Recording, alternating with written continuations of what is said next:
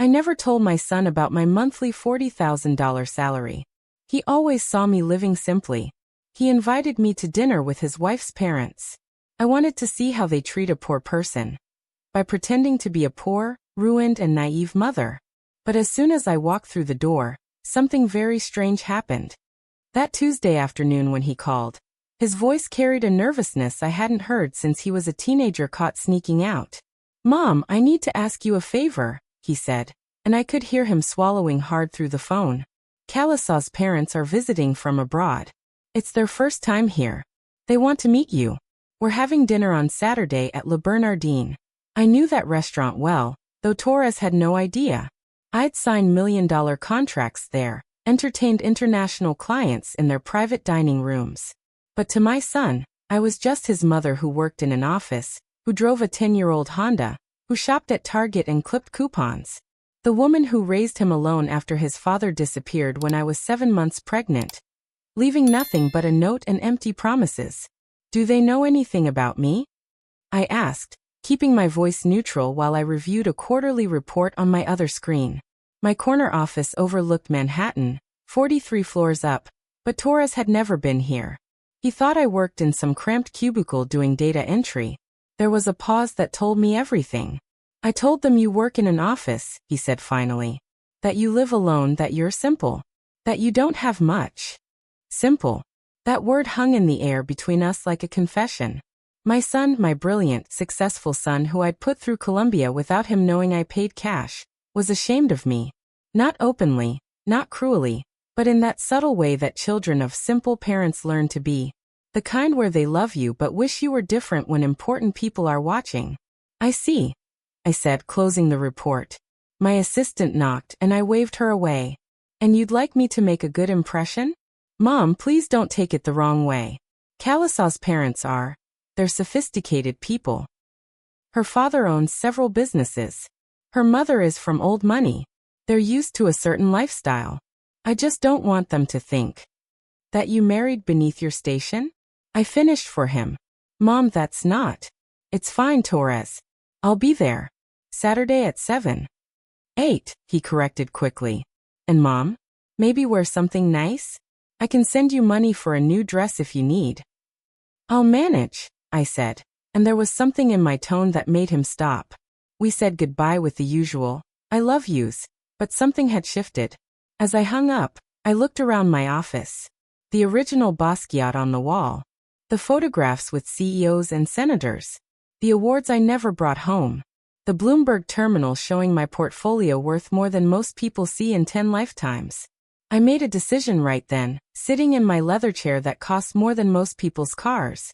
If my son thought I was simple, if Kalisaw's parents were coming ready to judge the poor mother-in-law, then I would give them exactly what they expected. I would become the woman they already believed I was. I opened my closet and looked past the designer suits I wore to board meetings, past the Louboutins I kept for galas, past the Hermès bags I'd accumulated over the years. In the back, I found it, a shapeless gray dress I'd kept from my early years, before the promotions, before the success, before I learned to navigate boardrooms and destroy competitors with a smile. It was wrinkled, dated, the kind of dress that screamed discount rack. Perfect. I thought about Torres as a child, how I'd worked 16-hour days but always made it home for bedtime stories. How I'd taught him to value hard work by example, never revealing that my overtime was actually running international divisions. How I'd lived in the same modest apartment for 20 years, banking everything, investing everything, building an empire in silence while he grew up thinking we were just getting by. Maybe I'd hidden too well. Maybe I'd protected him so thoroughly from the corrupting influence of wealth that I'd created a blind spot in his perception. But that Saturday, that dinner, would be a test. Not of him. I already knew my son's heart, even if he was still learning it himself, but of the people he'd chosen to bring into our lives. Wednesday, I had lunch with my CFO, Luis, at the Four Seasons. He'd been trying to convince me to take the company jet to the Hamptons for the weekend. "You work too hard, Melinda," he said, cutting into his $75 steak. "You've got more money than God. Why don't you enjoy it?" "I do enjoy it," I told him, thinking of my simple apartment, my early morning walks in Central Park, My anonymous donations to the women's shelter where I'd once spent 3 nights with baby Torres. Just differently than you might. Thursday, I closed a deal worth $18 million before lunch. The other executives celebrated with champagne. I drank water and thought about Saturday, about the dress hanging in my closet like a costume for the most important performance of my life. My assistant, May, noticed my distraction. "Everything all right, Miss Chun?" she asked. She was the only one at the office who knew about Torres, who knew I had a son at all. I'd kept my personal life sealed off, separate, protected. "Just family stuff," I told her. "Your son?" she asked carefully. She'd seen his picture on my desk, the only personal item in my office. "He's married now," I said. "Wants me to meet the in-laws." "That's wonderful," she said, but something in my expression made her add, "Isn't it?" "We'll see," I said. Friday night, I prepared like a general before battle. I practiced in front of my mirror, slouching my shoulders, making myself smaller. I'd spent 20 years learning to take up space, to command rooms, to project power. Now I had to remember how to disappear. How to be the kind of woman people look through instead of at. I thought about Kalisa. Sweet, pretty, accomplished in that way that girls with rich parents often are. She spoke 4 languages. I spoke 7, but who was counting? She had an MBA from Wharton. I'd guest lectured there, though she wouldn't know that.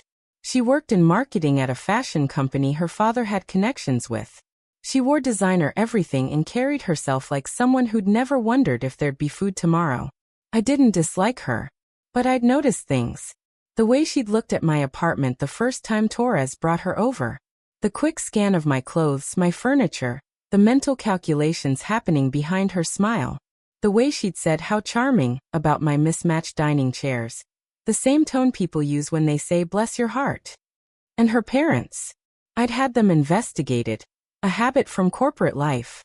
Her father, Northgate Williams, had built his fortune in imports, riding the line between legal and lucrative. Her mother, Crystal, née Vanderbilt. Yes, those Vanderbilts, though a distant branch, had inherited well and married better.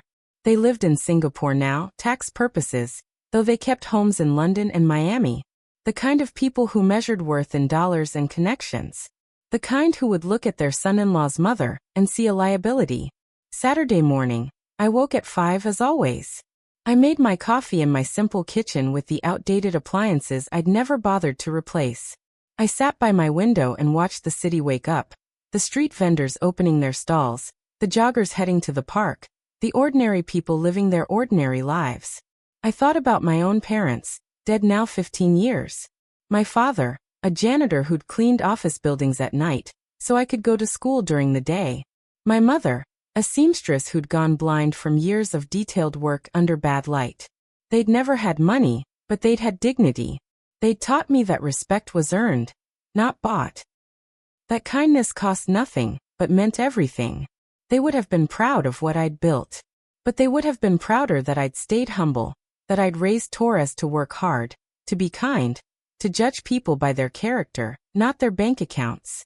Or at least, I'd tried to. As I prepared that gray dress, as I put away my good jewelry and found my old canvas tote bag, the one with the fraying straps, I wondered if I'd failed somehow. If in trying to protect Torres from the poison of wealth, I'd left him vulnerable to those who wielded it as a weapon. The dress felt like shame when I put it on. It hung wrong, made me look tired, older, defeated. I pulled my hair back in a messy bun, no product, no style. I wore my oldest shoes, the ones I'd meant to throw away, scuffed and worn at the heels. I looked in the mirror and saw the woman I could have been if I hadn't fought, hadn't climbed, hadn't sacrificed everything to become who I was. The woman Kalisa's parents expected to meet. The woman my son apparently thought I was. The taxi ride to Le Bernardin took 23 minutes. I watched the city pass by, the Saturday evening crowd dressed for their nights out. Couples in love, families celebrating, friends laughing. Normal people living their normal lives, unaware that fortunes could be made or lost over dinners like the one I was about to attend. When we pulled up to the restaurant, I saw them through the window. Torres in his best suit. I'd bought it for him, though he didn't know that, thought he'd saved for it himself. Kalisa in cream and gold, looking like money. And her parents, seated like royalty, waiting for the peasant to arrive. I paid the taxi driver, took a breath that went all the way to my bones, and walked toward the door. The doorman barely looked at me. I'd become invisible, just another nobody in a city full of somebodies. Perfect. I pushed open the door and stepped into the warm, expensive air of Le Bernardin. The hostess looked through me until I mentioned Torres's name. Her smile became professionally pitying, the kind reserved for poor relations at rich gatherings. As she led me to the table, I saw the moment they noticed me. Torres's face changed. A flush of embarrassment he tried to hide. Calisaw's expression tightened, just slightly. And her parents. Her parents looked at me the way you look at a stain on expensive furniture. I smiled my smallest, most timid smile. The curtain had risen. The show was about to begin. Walking to that table felt like walking through my entire life in reverse. With each step, I shed another layer of the executive I'd become and remembered the girl I'd been. 23 years old, pregnant, abandoned, sleeping in my Honda Civic because I couldn't make rent. Eating one meal a day so I could save for baby clothes. Studying at the public library because they had free heat in the winter. Mom. Torres stood as I approached, and I saw him take in my appearance fully. The gray dress, the messy hair, the worn shoes. His jaw tightened, shame or concern I couldn't tell. You made it. Of course, sweetheart, I said, making my voice smaller than it had been in years. I wouldn't miss this. Calisaw air kissed my cheek, her perfume. Tom Ford, Black Orchid, $300 a bottle, washing over me. Mother Melinda, it's so nice to see you. But her eyes were already apologizing to her parents for my appearance. And then I met them. Crystal Williams stood like she was posing for a portrait, her emerald dress catching the light just so. Every piece of jewelry she wore could have fed a family for months. Her hair was perfect, her makeup flawless, her smile practiced. She extended one manicured hand like she was doing me a favor. You must be Torres's mother, she said, and the way she emphasized Torres's made it clear she was distinguishing me from someone who mattered. How lovely to finally meet you. Northgate Williams didn't stand. He nodded from his seat, his Patek Philippe watch catching the light as he gestured vaguely at the chair they'd left for me. At the far end, naturally, like I might be contagious. Charmed, he said, though his expression suggested otherwise. I sat carefully, as if afraid to break something. The waiter appeared immediately with menus. Mine was in French, of course. I opened it and let my eyes go wide with confusion. Oh my, I said softly. I don't. What does this mean? I pointed at Les Crustaceans. Crystal sighed audibly. It means shellfish, dear. Perhaps I should order for you? Something simple. That would be so kind, I said, ducking my head. She ordered for me like I was a child. Soup and a small salad. We don't want to overwhelm your palate, she explained to the table, not to me. Some people aren't used to rich food. Torres's knuckles were white around his water glass, but he said nothing. So, Northgate said, cutting his bread with surgical precision. Torres tells us you work in an office. Yes, I replied, fidgeting with my napkin. Just administrative work. Filing, typing, answering phones. How steady, Crystal said. It must be challenging though in New York. The cost of living is so high. How do you manage? There it was, the first probe. The first attempt to establish the hierarchy. I'm careful, I said. I shop sales. I don't need much. Admirable, she said, though her tone suggested she found it pathetic. Northgate and I were just discussing on the flight over how expensive everything has become. Of course, we don't really notice it ourselves, but for regular people it must be quite difficult. Regular people. Like me. Like the woman they thought I was. The wine arrived. Northgate made a show of tasting it, swirling it, discussing the vintage with the sommelier. $300 a bottle, he mentioned casually, glancing at me. From a vineyard we visited last summer in Bordeaux. We try to go every year. Do you travel? Not really, I said. Sometimes I take the bus to visit my cousin in New Jersey. Crystal actually laughed. The bus? How quaint. You know, we haven't been on public transportation in Northgate. When was the last time? Our university days, perhaps, he replied. Before we knew better. I thought about the private jet I turned down just this week. The first-class tickets my assistant was always booking for my international trips. The car service that waited for me every morning that I waved away, preferring to walk. It's not so bad, I said mildly. You meet interesting people. I'm sure, Crystal said, her smile sharp as glass. The appetizers arrived. Tiny portions on enormous plates, arranged like art. Crystal began what I would come to recognize as her favorite performance, the money monologue. This reminds me of that place in Tokyo, she told Northgate, loud enough for surrounding tables to hear. You remember, darling? The one where dinner was $1,000 per person? Although the portions were even smaller if you can imagine. Quality over quantity, Northgate agreed. That's what separates fine dining from, well, regular food. Speaking of travel, Crystal turned to me with predatory interest. Torres mentioned you raised him alone. That must have been challenging. Mom did great, Torres said quickly, the first time he'd really spoken since I'd arrived. Of course, Crystal said, patting his hand condescendingly. I'm sure she did her best with what she had. It's just that, as parents, we always want to give our children every advantage. Private schools, tutors, cultural experiences. Poor Torres had to make do with public school. Didn't you, dear? She'd done her research. Of course she had. He turned out well, I said simply. Yes, despite the circumstances, Crystal agreed. Though Kalisa did have to help him with certain gaps in his education. Table manners, wine knowledge, that sort of thing. The things one typically learns at home. The insult was so smooth, so elegant, that anyone listening might have thought it was kindness. But I saw it for what it was. A declaration of war, served with a smile. I taught him what I could, I said, letting my voice crack just slightly. Of course you did, Crystal said, her voice dripping with false sympathy. And look, he found Kalisa. She's helped elevate him so much. We've made sure of that. The country club membership, the connections, the opportunities. We believe in investing in family. That's generous of you, I said. Well, when you have the means, Northgate interjected. It's only proper. We gave them the down payment for their apartment, $200,000, but who's counting? And their honeymoon, of course. 3 weeks in Europe, first class everything. These are the things that create memories, experiences that shape a person. Torres looked like he wanted to disappear into his chair.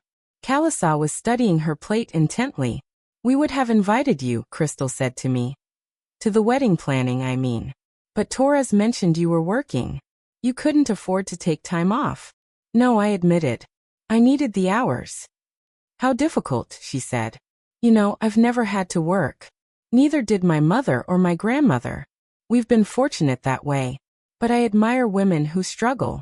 There's something noble about it, in a quaint sort of way. The main course arrived. My soup was good but simple, while they ate $40 portions of fish and aged beef. Crystal continued her performance, weaving references to their wealth into every sentence. The yacht they were thinking of buying. The investment property in Switzerland. The charity galas where tables cost $50,000. Do you have any hobbies, Melinda? Northgate asked suddenly. Besides work, I mean? I read, I said. Library books. I walk in the park. Sometimes I feed the pigeons. Crystal and Northgate exchanged a look I was meant to see. The poor woman feeds pigeons. How sad. Simple pleasures, Crystal said. How refreshing. We're so busy with our various pursuits. The country club, the yacht club, the philanthropic committees. Sometimes I envy people with less complicated lives. No, she didn't. And everyone at the table knew it. Torres, Northgate said, tells us you live in the same apartment you've had for 20 years. Yes, I confirmed. Rent controlled. Crystal asked with false concern. It must be, to afford it on a secretary's salary. Something like that, I said. You know, Crystal said, leaning forward conspiratorially. Northgate and I have been thinking. It must be such a burden for Torres, worrying about you. A young man shouldn't have to concern himself with his aging mother's financial situation. Aging? I was 58. Crystal had to be at least 55 herself, though she'd clearly had work done. I don't ask him for anything, I said quietly. Of course not, Crystal said. But the worry is still there, isn't it? That's why we wanted to meet you, to discuss a solution. Here it came. The reason for this dinner. We could help, Northgate said, his tone businesslike now. A small monthly stipend. Enough to make you comfortable. In exchange, you would give Torres and Kalasas space. Let them build their life without feeling obligated to include you in everything. They wanted to buy me off. Pay me to disappear. That's very generous, I said carefully. How much would you need? Crystal asked. To live comfortably? $500 a month? $700. They thought my price was $700 a month. They thought that was all I was worth to my son. I looked at Torres. His face was red, his hands clenched. Kalasas wouldn't meet anyone's eyes. I'll think about it, I said softly. Wonderful, Crystal said, clearly taking this as acceptance. You see? Everything can be solved with a little pragmatism. The waiter approached with the dessert menu. Crystal ordered the most expensive option, making sure to mention its price. I declined dessert. I'm full. I lied, though I'd barely eaten. You know, Crystal said, apparently deciding to drive the knife deeper. It's so important for children to see their parents as role models. Successful, accomplished, cultured. It shapes their expectations for themselves. Mom, Torres said sharply. Don't. But Crystal wasn't talking to him. She was talking to me. Kalasas grew up surrounded by excellence. The best schools, the best people, the best of everything. That's the standard she's accustomed to. The standard she deserves. And Torres? I asked quietly. What does he deserve? Oh, Torres is wonderful, Crystal said dismissively. We've grown quite fond of him. He's worked so hard to improve himself, to fit into Kalasas' world. It's admirable, really, when someone rises above their circumstances. Their circumstances. My circumstances. The single mother who worked 3 jobs. The woman who went hungry so her son could eat. The nobody at the end of the table. Yes, I said. Torres has always been ambitious. Gets it from his father's side, perhaps? Northgate suggested, and the casual cruelty of it, bringing up the man who'd abandoned us, made even Kalasas flinch. I wouldn't know, I said evenly. He left before Torres was born. How difficult, Crystal said with false sympathy. To be left like that. It must have been humiliating. I thought about the empire I'd built from that humiliation. The degrees I'd earned at night school while Torres slept. The promotions I'd fought for. The glass ceilings I'd shattered. The men who'd underestimated me until I was signing their termination papers. The fortune I'd accumulated not through inheritance or marriage, but through brutal, relentless work. It was educational, I said simply. Crystal laughed, a tinkling sound like breaking glass. Educational. What an interesting way to put it. The check arrived. Northgate reached for it with a flourish, making sure I saw the total.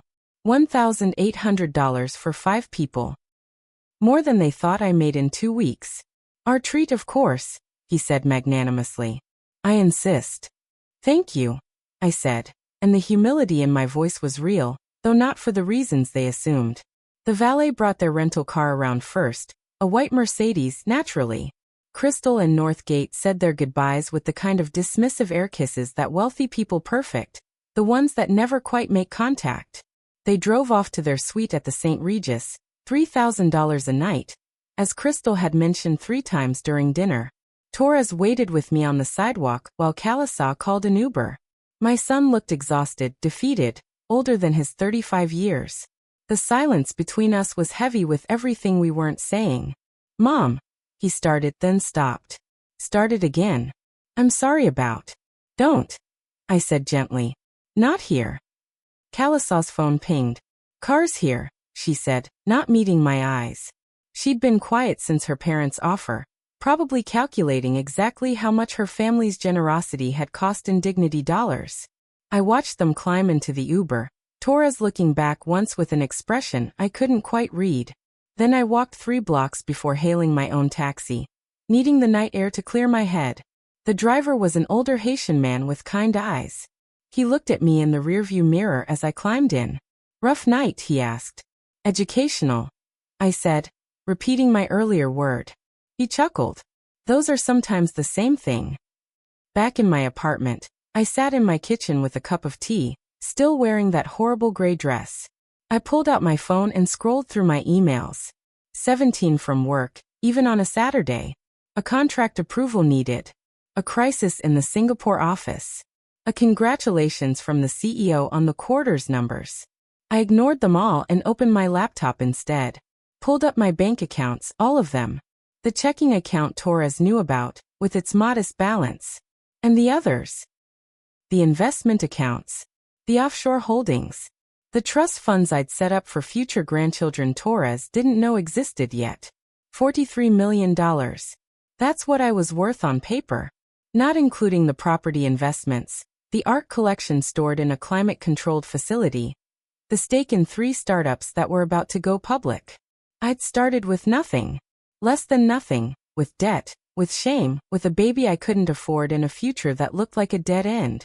And I'd built this dollar by dollar, hour by hour, sacrifice by sacrifice. I closed the laptop and made a decision. Sunday passed quietly. Torres texted once. "Sorry about last night. Can we talk?" I replied. "Give it a few days. We both need to think." Monday, I was back in my real world. The executive suite. The power meetings. The decisions that affected thousands of people. I had lunch with the mayor's chief of staff. I hired a new VP from Goldman Sachs. I wore my Armani suit and my Louboutin heels, and I was Melinda Chun, regional director, not the pitiful creature from Saturday night. Tuesday afternoon, May knocked on my door. "Your son is here," she said, surprised. Torres had never visited my office. "Send him in," I said, quickly closing the screens showing confidential information.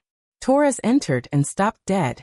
His eyes took in everything: the corner office, the view, the art on the walls, the clear evidence of power and success. "Mom," he said, and his voice was small. "What is this?" "Sit down, Torres," I said. He sat in one of the leather chairs across from my desk, looking lost. "I don't understand. You said you worked in an office." "I do work in an office," I said. "This office." "But what are you?" "Regional Director of Operations, North American Division," I said. "I oversee 5,000 employees across 7 states. He was pale. "How long?" 15 years in this position. 20 years with the company. And before. Working my way up. From secretary to CEO's right hand. His hands were shaking. "How much do you make, Mom?" I told him. He stood up, walked to the window, walked back. 40,000 a month? 480,000 a year. Plus bonus. Plus stock options. Plus benefits you couldn't imagine. "Why?" His voice cracked. "Why didn't you tell me?" "Because I wanted you to be hungry," I said. "Not for money, but for achievement. I wanted you to work for everything you got. I wanted you to value effort over inheritance. But I worried about you constantly. I thought you were barely surviving." "I know," I said. "That was the point." He sat back down heavily. "Saturday night. You knew what they were doing." I suspected. I wanted to confirm. "You let them humiliate you." "I let them reveal themselves," I corrected. "There's a difference." "Kalisa doesn't know," he said suddenly. "About them. Not really. She knows they're snobs, but she doesn't know how cruel." "She knows," I interrupted. "She's known her whole life. She just chose to look away." We sat in silence for a moment. Outside, New York hummed its eternal song of ambition and motion. "What are you going to do?" Torres asked finally. "Nothing," I said. "I've already done it. I showed them who they are. Now they have to live with it." "They don't know, though. About your money." "Not yet," I agreed. "Are you going to tell them?" I smiled. "What do you think?" Wednesday, Crystal called me. I don't know how she got my number. Probably from Kalisa's phone. Her voice was different on the phone, more clipped, more honest without the audience. "Melinda," she said. We need to discuss Saturday. Do we? Northgate and I want to formalize our offer. $700 a month, deposited directly. No questions asked. In exchange, you'll limit contact with Torres and Calasa to holidays and emergencies. That's very generous, I said, typing one-handed while I reviewed a proposal. It's not generosity, she said curtly. It's practical. Torres is building a life at a certain level. You can't contribute to that level. Your presence is a reminder of where he came from, not where he's going. And where is he going? I asked. Up, she said simply. With our help, with our connections, doors will open for him that you can't even imagine. Oh, I could imagine. I'd open those same doors myself, with my own hands, without anyone's help. I'll consider it, I said. Don't consider too long, Crystal warned. Patience isn't one of Northgate's virtues. After she hung up, I made a call of my own, to a private investigator I'd used for corporate intelligence. By Friday, I had a file on the Williams family that told me everything I needed to know. Northgate's business was leveraged to the hilt. 3 mortgages on 3 properties. Credit cards maxed out. The authentic appearance of wealth built on a foundation of debt. Crystal's family money? Gone, spent years ago on maintaining appearances. They were, in the cruelest irony, broker than they thought I was.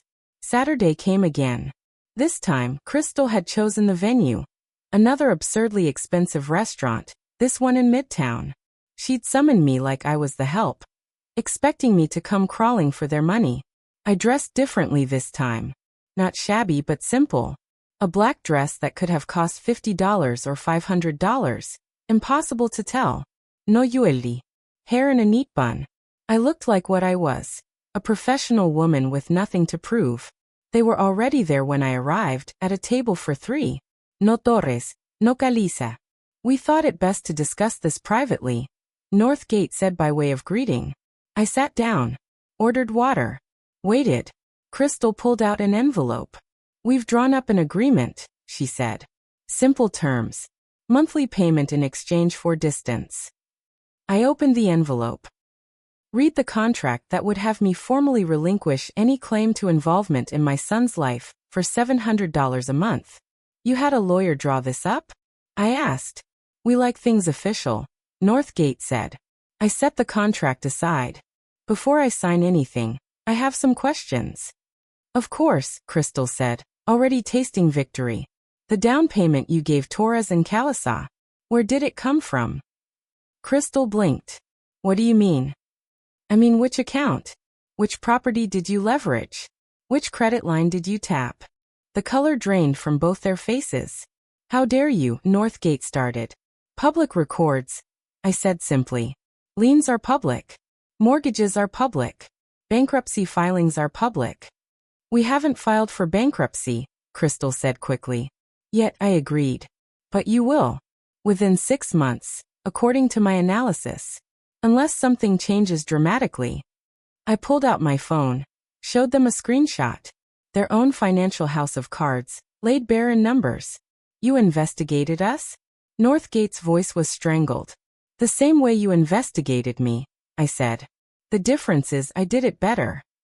This is blackmail, Crystal hissed. No, I said. Blackmail would be threatening to tell Calasa that her parents are broke. That the wealth they lord over everyone is an illusion. That they're one missed payment away from losing everything. You wouldn't, Crystal said, but her voice shook. I wouldn't, I agreed. Because unlike you, I don't believe in using information to hurt people. But I do believe in truth. I stood up. Where are you going? Northgate demanded. Home, I said. To my rent-controlled apartment. To my simple life. To my pigeons in the park. The agreement. I'm not signing it, I said. I don't need your money. I never did. Crystal stood too furious. You can't just walk away. Watch me, I said. But she grabbed my arm. If you tell Calasa about our finances. I looked down at her hand on my arm, then up at her face. I won't tell her anything. That's your truth to share or hide. But I will tell you this. Your daughter loves my son. Really loves him. Not his potential, not his connections, not what he might become. Him. And if you destroy that love with your greed and your pride, you'll lose more than money. You'll lose her. I pulled free and walked toward the door. You'll regret this. Northgate called after me. I turned back one last time. The only thing I regret, I said, is not doing it sooner. The call came at 2 a.m. the following Tuesday. My phone buzzed insistently on my nightstand, and I knew before I answered that something had happened. At my age at this hour, calls only meant crisis. It was Calissa. She was crying so hard I could barely understand her. Mother Melinda, she gasped. Please. I need help. I didn't know who else to call. I was already getting dressed. Phone pressed between ear and shoulder. Where are you? Mount Sinai Emergency Room. It's my parents. There was a fight. My father collapsed. They're saying it's a heart attack. My mother is hysterical. Torres is in Chicago on business. I'm alone and I'm scared and I don't know what to do. I'm on my way, I said. I could have called my driver. Could have taken the company car that was always available. Instead, I grabbed my keys and drove my old Honda, breaking several traffic laws on the empty streets. I found Calissa in the waiting room, still in her pajamas with a coat thrown over them. Her face was swollen from crying. Mascara streaked down her cheeks. When she saw me, she collapsed into my arms. They were screaming at each other, she sobbed. About money. About debts. Things I didn't know. My father was throwing papers, and then he just grabbed his chest and fell. I held her while she shook. This girl who'd been raised with everything, who'd never faced real crisis, who'd been protected from every harsh reality. Until now. Where's your mother? I asked. With him. They only let one person back. She hasn't come out in an hour. I guided Calissa to a chair, bought her coffee from a vending machine, and waited. At 4 a.m., Crystal finally emerged. She looked like she'd aged 10 years in one night. Her perfect hair was disheveled, her designer dress wrinkled, her face naked without makeup. When she saw me, something broke in her expression. What are you doing here? But there was no venom in it. Just exhaustion. Calissa called me. I said simply. She looked at her daughter, then back at me. He's stable. They're moving him to cardiac ICU. The stress. The doctor said it was stress-induced cardiomyopathy. Broken heart syndrome, they called it. How appropriate. She laughed, but it was bitter, hollow. Mom, Calissa said. What happened? What were you fighting about? Crystal looked at me, a silent question in her eyes. I nodded slightly. We're broke, Crystal said flatly. Have been for 2 years. We've been keeping up appearances with credit, loans, selling things quietly. Your father's businesses are failing. My family money is gone. The house in Singapore is in foreclosure. The one in London was repossessed last month. The Miami condo is next. Calissa stared at her mother like she was speaking a foreign language. But you just offered Mother Melinda money. You pay for everything. We pay for nothing, Crystal said. It's all debt. All of it. The dinner last week? We had to use 3 different credit cards to cover it. The car we rented? We can't afford the late fees we're accumulating. She sank into a chair, suddenly looking every one of her 60 years. Your father wanted to ask you for money, she told Calissa. From Torres, actually. That's what we were fighting about. I said we couldn't, not after how we'd treated his mother. He said pride was a luxury we couldn't afford anymore. Calissa was white. How much do you owe? $3.7 million, Crystal said. Not counting the mortgages. I watched this revelation break over Calissa like a wave.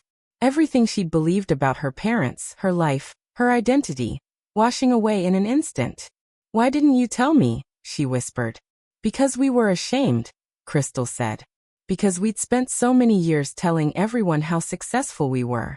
Because we thought we could fix it, that one of Northgate's deals would come through, that we'd find a way. She looked at me then, really looked at me for the first time. You knew, she said. Last Saturday. You knew we were broke. I knew, I confirmed. How? The same way you knew I was poor, I said. Research. Crystal's laugh was hollow. Of course. A doctor appeared. Mrs. Williams? Your husband is asking for you. Crystal stood, then swayed. I caught her arm. Thank you, she said quietly, and I heard what it cost her to say it. After she left, Kalisa and I sat in silence. The emergency room hummed with its usual chaos. Pain and fear and hope all mixing in the fluorescent lights. I don't understand anything anymore, Kalisa said finally. My whole life has been a lie. Not your whole life, I said. Your parents' love for you is real. Their pride in you is real. They just got lost somewhere along the way. Did Torres know? About my parents being broke? No, I said. I didn't tell him. But you'll have to now. That's your decision, not mine. She was quiet for a long moment. Then, Mother Melinda, can I ask you something? Go ahead. That night at dinner, the way you dressed, the way you acted, you were pretending, weren't you? I considered my answer carefully. What makes you think that? Because you're here, she said. At 4 a.m. You drove yourself. You knew exactly what to do, who to talk to. You're not some helpless secretary. You never were. Smart girl. Smarter than I'd given her credit for. No, I admitted. I'm not. Who are you really? I told her. Not everything, but enough. My title, my role, the broad strokes of my success. I watched her face change as she recalculated everything she thought she knew. Why? She asked when I finished. Why hide it? Because I wanted to raise Torres without the weight of wealth, I said. Because I'd seen what inherited money did to people. How it made them soft, entitled, cruel. Like my parents, she said quietly. Your parents weren't born cruel, I said. Poverty made them afraid. Fear made them hard. Hardness made them cruel. It's a cycle as old as money itself. But you were poor too. You didn't become like them. I was lucky, I said. I had Torres to keep me grounded. Everything I did was for him. Your parents did everything for appearances. We sat until dawn, talking in the way people only do in hospitals at ungodly hours. Kalisa told me about growing up in that golden cage, about the pressure to be perfect, about the constant performance of wealth. I loved Torres because he was real, she said. Because he worked for everything he had. Because he didn't care about the right restaurants or the right clothes or the right people. He just cared about being good at his job, about making a life. He gets that from his father, I said, surprising myself. Kalisa looked at me startled. You never talk about him. Because there's nothing to say. He was weak. He ran. End of story. But Torres isn't weak. No, I agreed. He's not. He's everything his father wasn't. At 6 a.m., Crystal returned. Northgate was stable but would need surgery. A triple bypass. The insurance they'd been secretly letting lapse wouldn't cover all of it. How much? Kalisa asked. $200,000, Crystal said. Minimum. The number hung in the air like a death sentence. I can, Kalisa started. No, Crystal said sharply. We're not taking money from our children. Then what? Kalisa demanded. What's the plan? How do you fix this? Crystal had no answer. For the first time in her life, she had no plan, no scheme, no angle. Just the reality of consequence. She couldn't buy her way out of. I stood up. I'll cover it, I said. Both women turned to me. What? Crystal said. The surgery. The medical bills. I'll cover them. You can't afford, Crystal started. I can, I said simply. And I will. Why? Crystal's voice was barely a whisper. After everything. After how we treated you. Why would you do this? Because, I said, that's what family does. Real family. We show up. We help.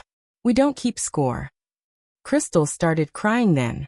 Not the pretty tears of manipulative women, but the ugly, wrenching sobs of someone watching their entire worldview crumble. I'm sorry, she choked out. God, I'm so sorry. The things we said. The way we treated you. We're monsters. You're not monsters, I said. You're just lost. There's a difference. I left them there, and went to the billing office. Paid the deposit in full. Set up a payment plan for whatever insurance wouldn't cover. The administrator looked at the black card I handed her with recognition. Would you like this to be anonymous? She asked. No, I said. Use my full name. By the time I got back to the waiting room, Torres had arrived. He'd taken a red-eye from Chicago, and he looked haggard. When he saw me, his face went through several emotions: surprise, confusion, understanding. Mom, he said. Thank you for being here. Where else would I be? I asked. We spent the day at the hospital, the four of us. An unlikely family, bound by crisis and revelation. Crystal and I barely spoke, but something had shifted between us. The wall of pretense was gone, leaving only raw truth. At one point, Northgate woke up. Crystal went in alone first, then came out and asked for me. He wants to talk to you, she said. I found him looking small in the hospital bed, wires and tubes everywhere. The powerful businessman reduced to mortal flesh. Melinda, he said, his voice weak. Crystal told me what you did. It's nothing, I said. It's everything, he corrected. I'm ashamed. The things I said to you. The way I acted. And you still. Rest, I said. We can talk about this later. No, he said urgently. I need to say this. I grew up with nothing.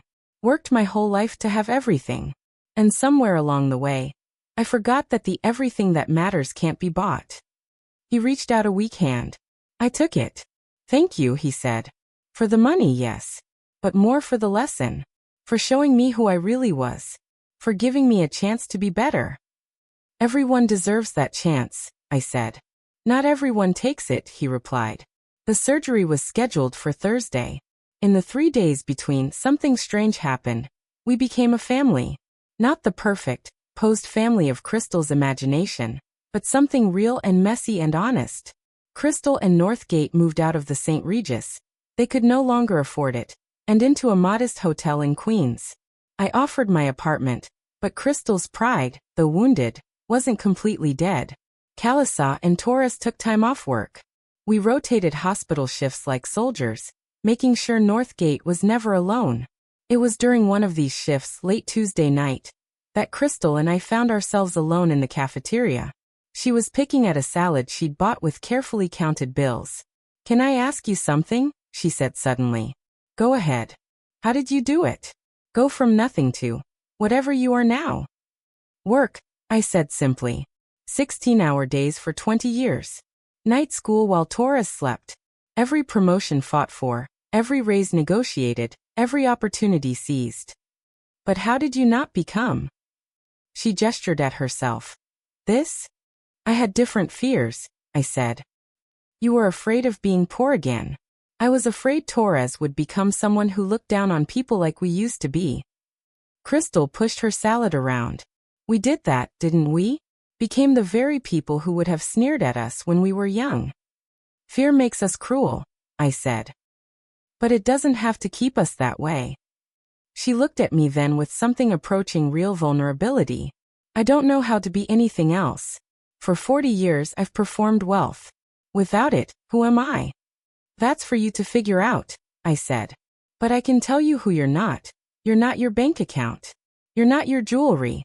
You're not your address. Strip all that away, and what's left is what's real. What if nothing's left? Her voice was small. There's always something left, I said. The question is whether you're brave enough to look at it. Wednesday afternoon, May called me from the office. You have visitors, she said, sounding puzzled. A Mr. and Mrs. Williams? They don't have an appointment. Crystal and Northgate were in my office, looking as out of place as I'd looked in that restaurant. Northgate was in a wheelchair, doctor's orders before the surgery. Crystal stood behind him, her hands on his shoulders. They stared at my office like I'd stared at their pretend wealth, with awe and recognition of power. This is yours, Northgate said. It wasn't a question. This is mine, I confirmed. He wheeled himself to the window, looked out at the city spread below. I had an office like this once, he said quietly. Before the first bankruptcy. Before I learned to leverage everything, risk everything, lose everything. You can build again, I said. He shook his head. I'm 63 years old. I have a bad heart. I have no capital, no credit, no reputation. It's over. It's not over, I said. It's just different. Crystal was looking at my awards, my photos with CEOs and politicians. You've met the president, she said. Several of them. I confirmed. And you let us. She couldn't finish. I let you show me who you were, I said. And more importantly, I let Torres see it too. Why did you help us? Northgate asked. Really? Not the family line. The truth. I thought about it. Because hate is heavy, I said finally. I've carried enough weight in my life. I don't need to add revenge to it. Northgate nodded slowly.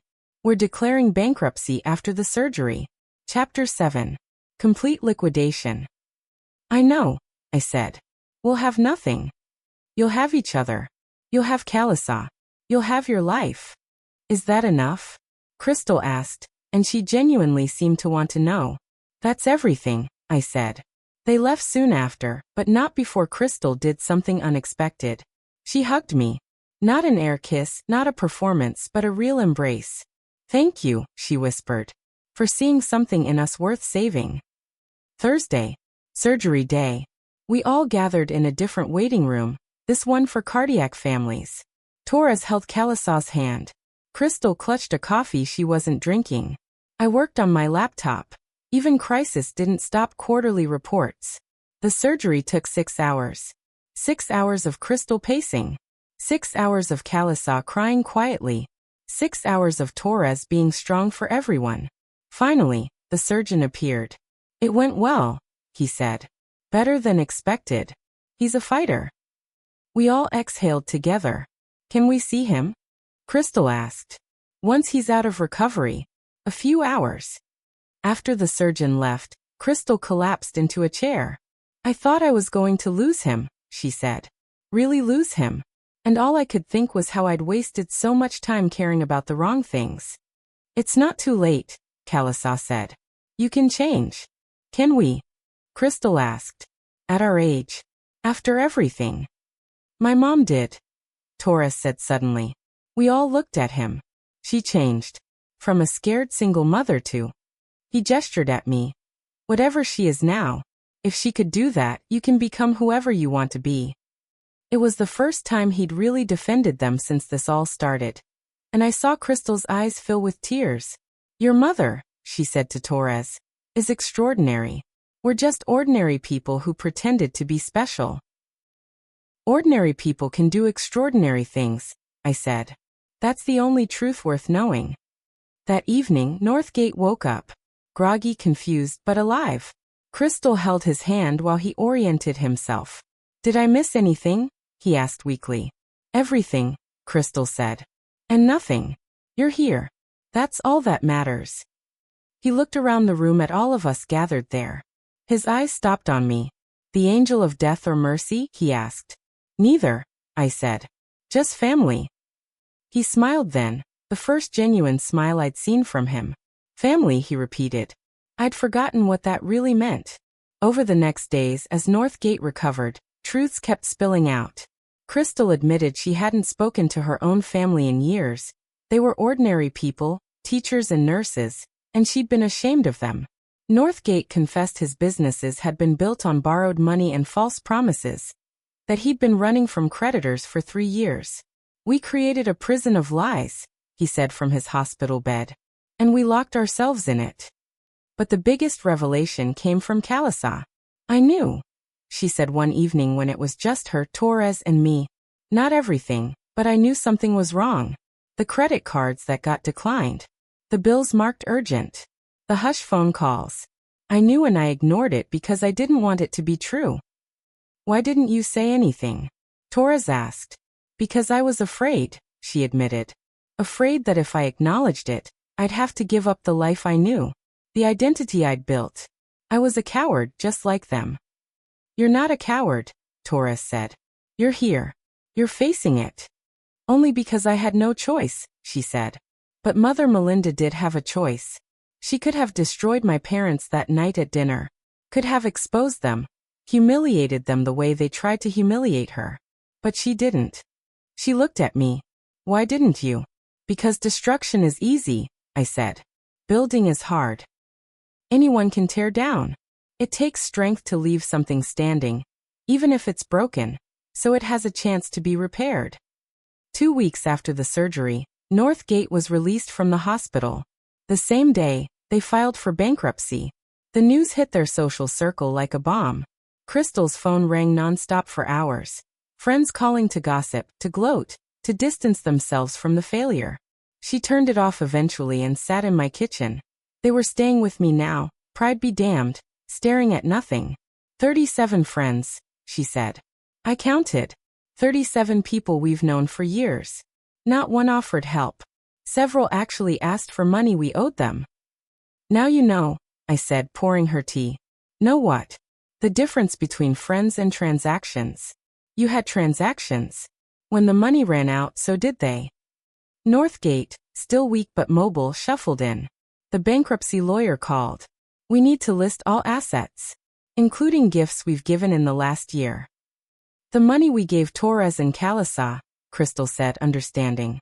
For the house. We can't claw that back, Northgate said quickly. We won't. Legally you might have to, I said. They looked at each other, then at me.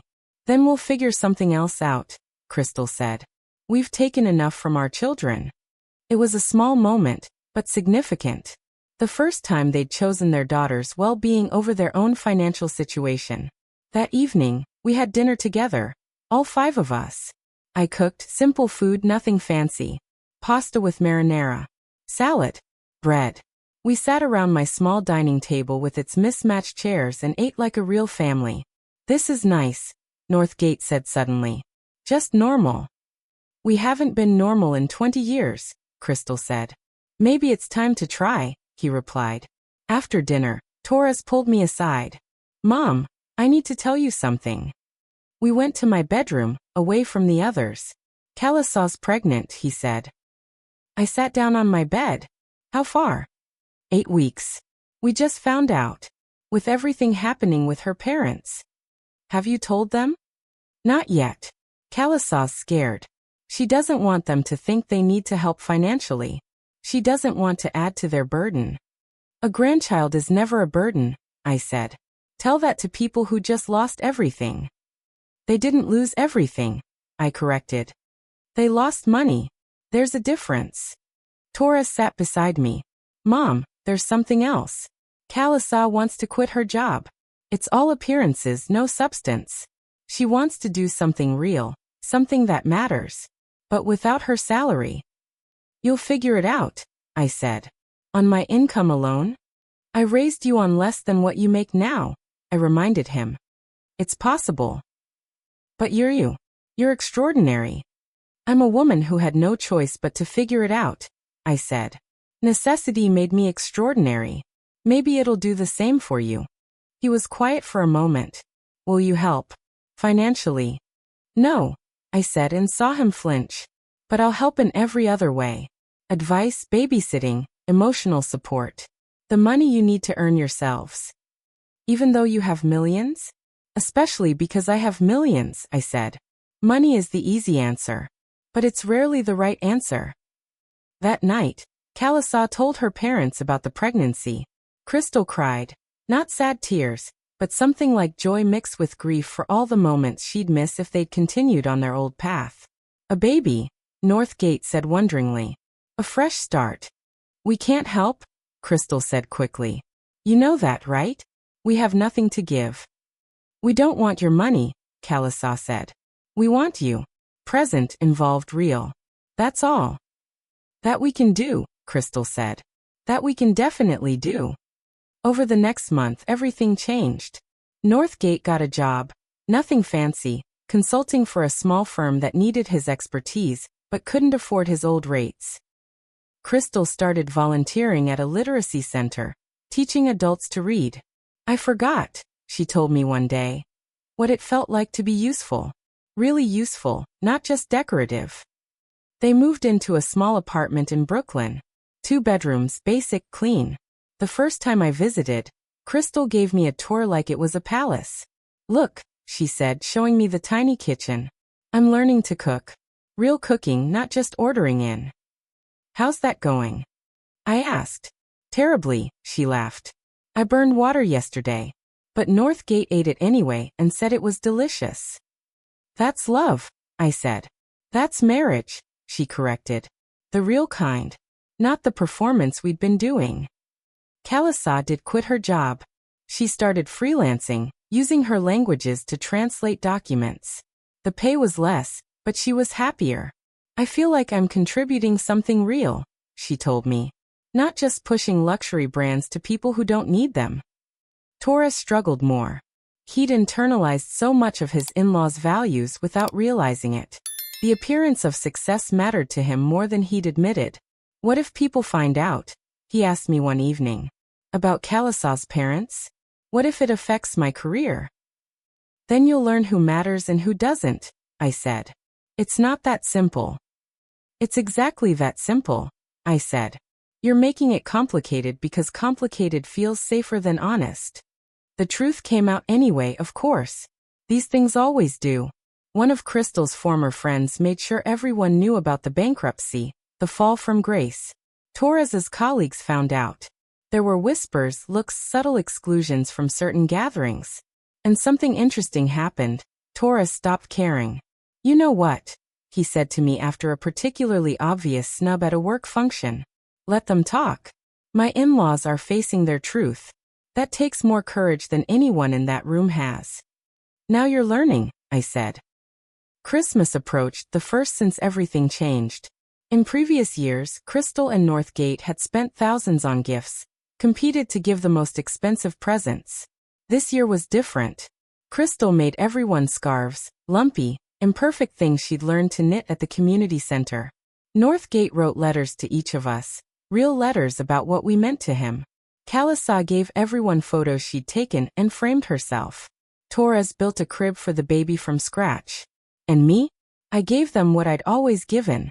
Presents, not presents. We had Christmas dinner at my apartment. The same mismatched chairs, the same simple food, but something had fundamentally changed. The performance was over. We were just people, flawed and real, sharing a meal. You know what I realized? Northgate said, raising a glass of cheap wine. I spent 40 years trying to buy respect. But respect can't be bought. It has to be earned. And Melinda, you earned ours. Not with your money. We didn't even know about that. But with your dignity, your honesty, your refusal to play our stupid games. I played. I reminded him. That night at dinner. No, Crystal said. You held up a mirror. There's a difference. To mirrors, Northgate said, raising his glass higher. To truth, Crystal added. To family, Kalisa said, hand on her growing belly. To second chances, Torres contributed. To enough, I finished. We clinked our glasses, a mix of crystal and regular glass, because I'd never bothered to buy a matching set. Can I ask you something? Crystal said to me later, as we cleaned up. Do you regret it? Living so simply when you could have had so much. I do have so much, I said, gesturing at the dishes we were washing, the sounds of family in the next room. Just not what you were taught to value. We were wrong, she said simply. You were afraid, I corrected. There's a difference. She dried a plate carefully, like it was precious china instead of something I'd bought at Target. I'm still afraid, she admitted. Every day. That we'll end up back where we started. Poor, desperate, helpless. But you're not helpless, I said. You're working. You're contributing. You're building something real. It's minimum wage, she said. It's honest, I countered. Is that enough? That's for you to decide, I said. But I can tell you this. I've been poor with integrity and rich with purpose. Both are better than rich with shame. As we finished the dishes, I noticed her looking at my hands. Working hands, despite the manicure. Hands that had typed 1,000,000 words, signed 1,000 contracts, built an empire from nothing. Your rings, she said suddenly. You don't wear any. Never saw the point, I said. Not even a wedding ring? Was never married. I reminded her. But you could afford. I could afford anything, I said. That's not the same as needing it. She dried her hands, twisted her own rings, the ones she'd refused to sell, the last remnants of her old life. Then one by one, she took them off. These are worth maybe 50,000, she said, looking at them. We could sell them. Pay you back some of what you spent on Northgate surgery. I don't want your rings, I said. But we owe you. You owe me nothing, I said firmly. The money I spent was a gift, not a loan. The only thing I want from you is to be present for your grandchild. To be the grandparents you couldn't be parents. Honest, available, real. She put the rings on the counter, stared at them. They're just metal and stones, she said wonderingly. I gave them so much power. That's all money is, I said. Metal and paper and numbers on screens. The power is what we give it. She left the rings there when we rejoined the others. Later, I saw her slip them into her purse, but something had changed. They were just objects now, not identity. Spring came with the baby. A girl, born on a Tuesday morning while rain washed the city clean. Torres called me at 4 a.m., his voice cracking with joy and terror. She's here, Mom. She's perfect. 10 fingers, 10 toes, screaming like a banshee. I met my granddaughter when she was 3 hours old. Tiny, wrinkled, absolutely magnificent. Kalisa was exhausted but glowing. Torres couldn't stop crying. And Crystal and Northgate stood in the corner of the hospital room, like they were afraid to come closer. Come meet your granddaughter, Kalisa said to them. Crystal approached slowly, as if the baby might disappear. When she held her for the first time, something broke in her face, the last wall, maybe, or the first real smile. What's her name? Northgate asked. Melinda, Torres said. Melinda Crystal. Crystal gasped. You named her. After both of us? After the two strongest women we know, Kalisa said. Crystal looked at me. I don't deserve. Stop, I said. That's the old Crystal talking. The new one does. We called her Millie. She was born into a different world than Torres had been. One with less money but more truth. Crystal and Northgate were different grandparents than they'd been parents. Present, involved, hands-on in a way their old life would never have allowed. Northgate would show up at 6 a.m. to take a shift so Kalisa could sleep. Crystal learned to change diapers, make bottles, sing lullabies she'd been too busy to sing to her own daughter. I missed this with Kalisa, Crystal told me one afternoon. Millie sleeping on her chest. I had nannies for everything. I thought that's what successful mothers did. You were young, I said. You didn't know better. I was afraid, she corrected, of being seen as poor, of being my mother. And now I am my mother, she said. Working hard, living simply, loving fiercely. Turns out she had it right all along. The bankruptcy was finalized that spring. Crystal and Northgate officially had nothing, no assets, no debts, a clean slate. They celebrated with pizza from a dollar slice place. Free, Northgate said, taking a bite. For the first time in 20 years, actually free. But freedom, they learned, wasn't easy. Old habits died hard. Crystal still sometimes reached for credit cards she no longer had. Northgate still talked big about deals that were no longer possible. They fought about money, about pride, about the life they'd lost. One night, it exploded. I was babysitting Millie when Kalisa called crying. They're fighting, she said. Really fighting. Dad's talking about leaving. Mom's threatening to go back to Singapore alone. Can you come? I bundled Millie up and drove to their apartment. I could hear the shouting from the hallway. I knocked, then used the key Kalisa had given me. They were in the living room, Northgate red-faced, Crystal crying. This isn't working, Northgate was saying. We're drowning. We'll never be anything again. So you want to run? Crystal shot back. Like you always do? Another fresh start, another scheme? Better than this, he said. Better than minimum wage and food stamps and... He saw me then. They both did. Melinda, Crystal said. We didn't. No, I was here. I finished. I heard. The whole building heard. I set Millie's carrier down carefully, then faced them. Sit, he commented. They sat. You're grieving, I said. Both of you.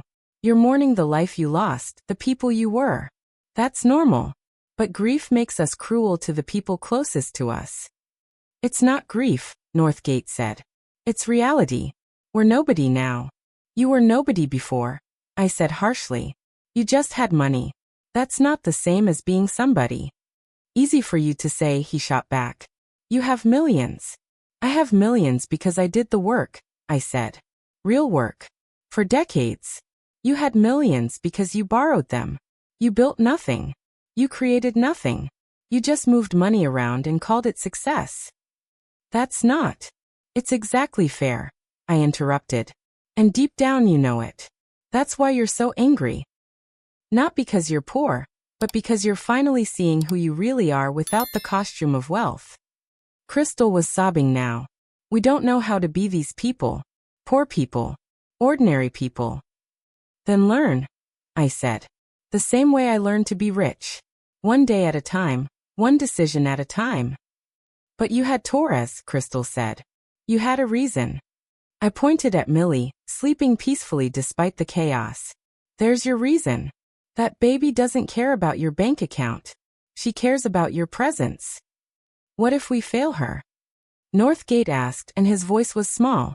What if we're just not enough? You already failed one daughter, I said bluntly.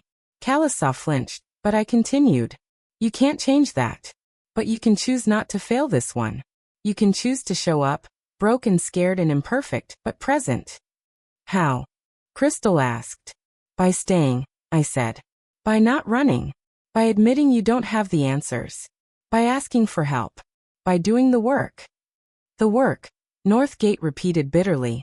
Yes, the work, I said. The real work. Not schemes or deals or networking. The work of being human. Of being humble.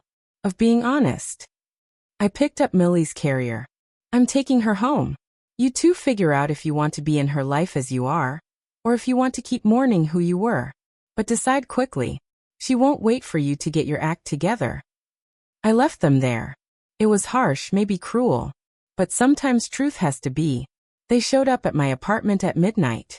We want to try, Crystal said. We don't know how, but we want to try. Then try, I said. And they did. Imperfectly, with setbacks and fights and days when the old entitlement crept back. But they tried. Northgate started going to therapy, sliding scale at a community center. I'm unpacking 40 years of BS, he told me. Turns out I'm kind of a jerk. Kind of. I teased, and he actually laughed. Crystal joined a support group for people dealing with financial loss. You'd be surprised how many of us there are, she said. Former millionaires learning to shop at Walmart. They started building something real. Not wealth, but worth.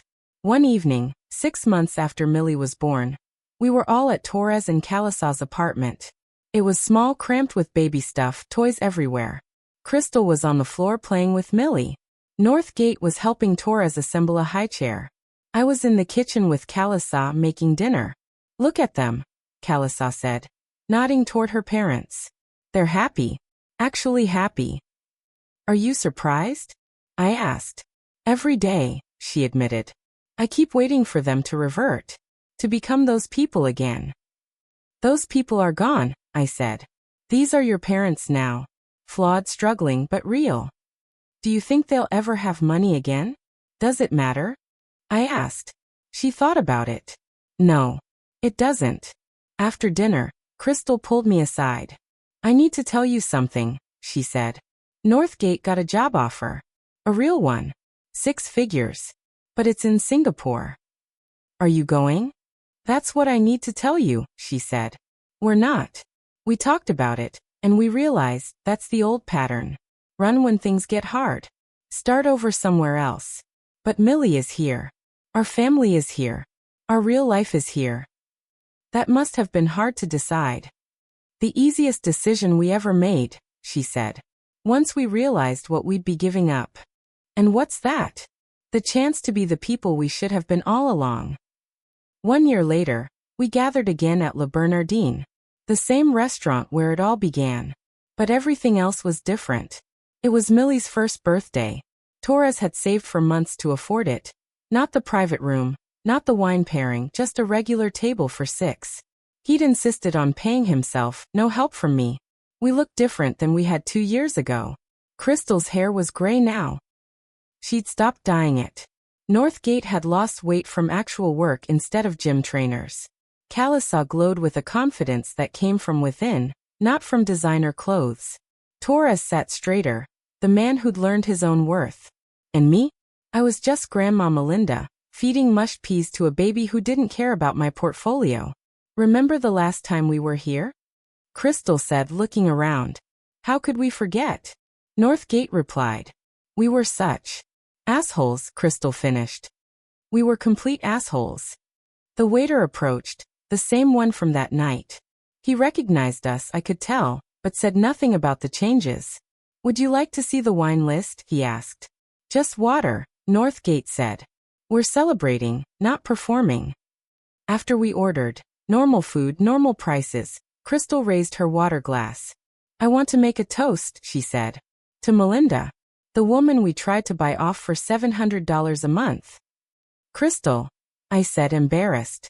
No, let me finish, she said. You could have destroyed us that night. You had every right to. Instead, you saved us. Not with money, though you did that too, but by showing us who we really were, by giving us the chance to change. You changed yourselves, I said. But you showed us it was possible, Northgate said. You were living proof that worth isn't wealth. To Grandma Millie, Torres said, using the name the baby would eventually call me, who taught us all that the best things in life aren't things. We clinked glasses, water glasses, nothing fancy. Halfway through dinner, Millie started fussing. Crystal picked her up, walked her around the restaurant without a trace of embarrassment about disturbing the other diners. The old Crystal would have been mortified. This one just cared about soothing her granddaughter. She's a good grandmother. I told Kalisa. She is, Kalisa agreed. Better than she was a mother. It's like she got a second chance. We all did, Torres said. After dinner, Northgate insisted on paying. He pulled out a debit card, no credit for them anymore, and paid without flourish or performance. The bill was what most people would spend on a nice birthday dinner. Nothing more, nothing less. As we were leaving, the waiter stopped me. Excuse me, ma'am, he said quietly. I remember you. From before. I just wanted to say, what you did that night, we all saw it. The staff, I mean. The way they treated you and the way you handled it. It was something. Just family drama, I said. No, he said. It was dignity. Pure dignity. Outside, we stood on the sidewalk where it had all started. The same spot where Crystal and Northgate had driven away in their rented Mercedes, where Torres had been ashamed of me, where I'd decided to teach them all a lesson. What now? Crystal asked, Millie sleeping in her arms. Now we go home, I said. All of us. Together. We walked to the subway. Yes, the subway. Crystal and Northgate had learned to navigate public transportation. We rode together, an unlikely family forged in fire and failure and truth. At my stop, I hugged them all goodbye. Crystal held on a little longer. Thank you, she whispered. For what? For seeing us, she said. The real us. Even when we couldn't. That night, alone in my apartment, I thought about the journey. 2 years from that horrible dinner to this moment. Crystal and Northgate weren't rich anymore, might never be again. But they were something better. They were real. My phone buzzed. A text from Torres. Mom, I've been thinking. I want to know more about your work. Your real work. Can we talk? I smiled. It was time. He was ready to know the full truth. Not just the money, but the work behind it. The sacrifices, the struggles, the cost of building something from nothing. Tomorrow, I texted back. I'll tell you everything. Another text, this one from Kalisa. Millie said her first word today. It was Gamma. We think she meant you. And another from Crystal.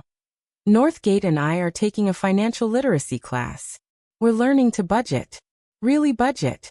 It's terrifying and liberating at the same time. One last one from Northgate. I got promoted today. To senior consultant. It's not much, but it's honest. I wanted you to know. I set my phone aside and looked around my simple apartment. The same furniture, the same walls, the same life I'd always had. Nothing had changed here, but everything had changed. I thought about that night 2 years ago when I'd put on that gray dress and decided to pretend to be poor. I'd wanted to test them, to expose them, maybe even to punish them a little.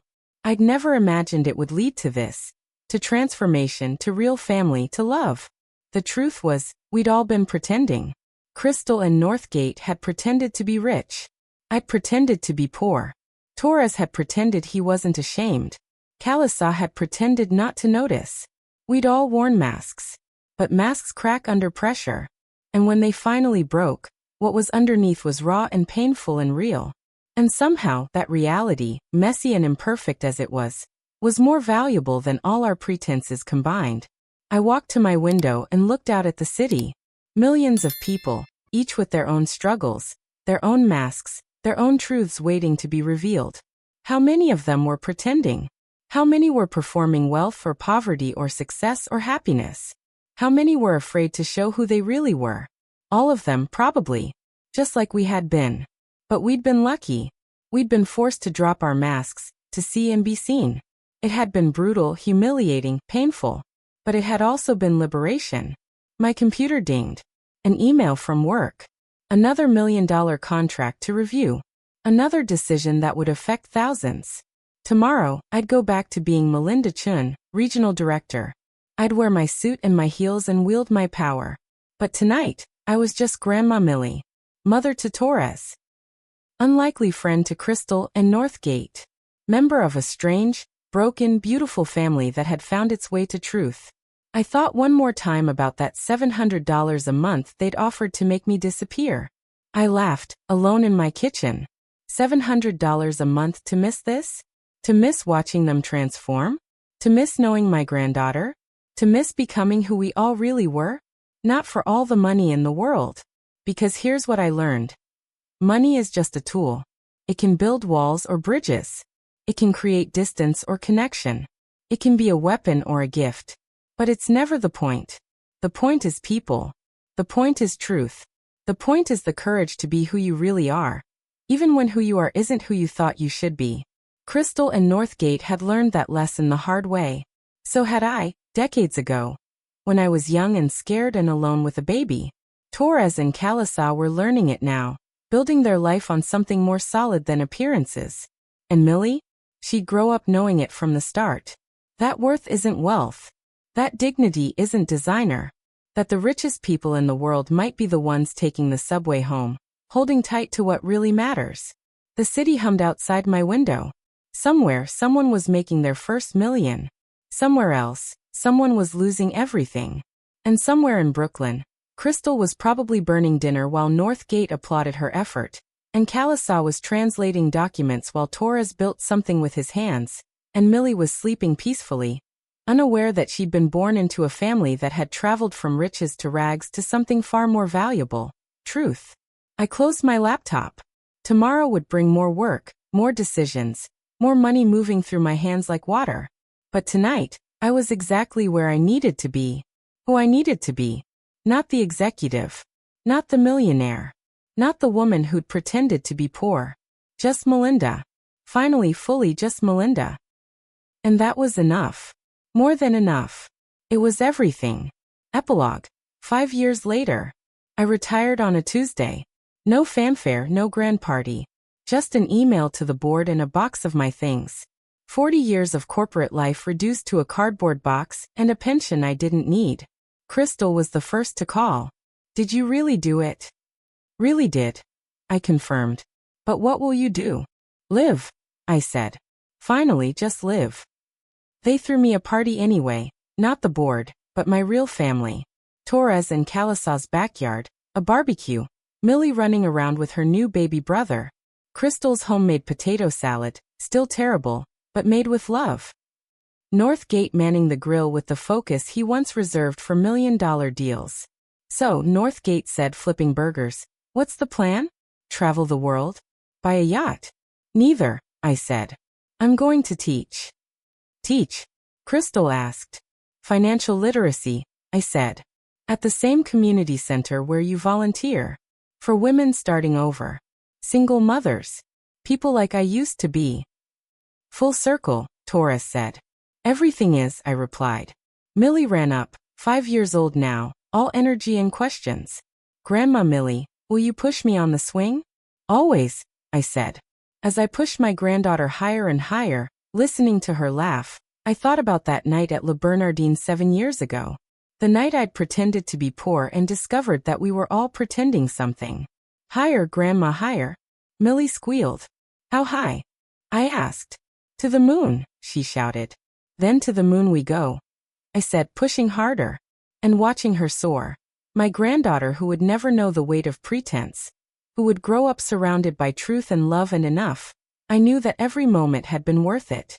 Every sacrifice, every secret, every difficult truth. This was wealth. This moment, this family, this freedom to be exactly who we were. Everything else? Just numbers on a screen. But this. Millie's laughter, Crystal's terrible cooking, Northgate's honest work, Torres's quiet pride, Calisaw's gentle strength, and the knowledge that we'd all removed our masks and survived. This was real. This was everything. Thank you so much for taking the time out of your day to listen to my story. Your time and attention mean the world to me, and it's why I continue to create this content. If this story resonated with you, or if you found the insights useful, please take a moment to hit that like button. It's the clearest signal you can give me that this work is valuable and helps me reach more people who need to hear it. I genuinely want to know your thoughts and experiences related to what I've shared. So please leave your questions and comments in the section below. I read every single one and use your feedback to shape what I create next. Finally, to make sure you never miss the future videos and deep dives I have planned, please subscribe to the channel right now and turn on the notification bell. And if my story is one you feel others need to hear, please consider sharing this video with them. Always remember, at Virtuous Stories, we love you.